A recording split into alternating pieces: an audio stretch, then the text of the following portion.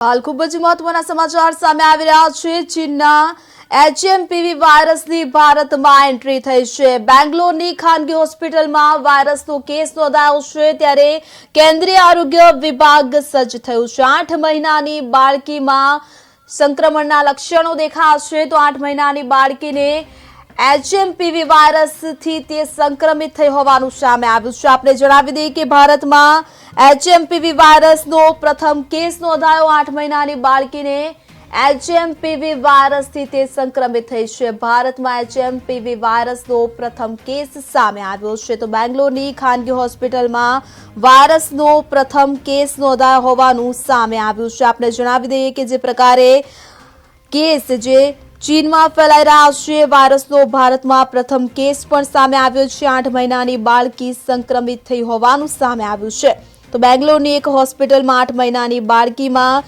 HMPV virus મળી આવ્યો છે। આરોગ્ય વિભાગનું કહેવું છે કે અમે અમારી લેબમાં તેનું પરીક્ષણ કર્યું નથી। ખાનગી હોસ્પિટલમાં કેસનો રિપોર્ટ જે છે તે સામે આવ્યો છે, તો પ્રથમ કેસ સામે આવ્યો છે। ખાનગી હોસ્પિટલમાં કેસનો રિપોર્ટ કરવામાં આવ્યો છે તેવું જણાવવામાં આવી રહ્યું છે।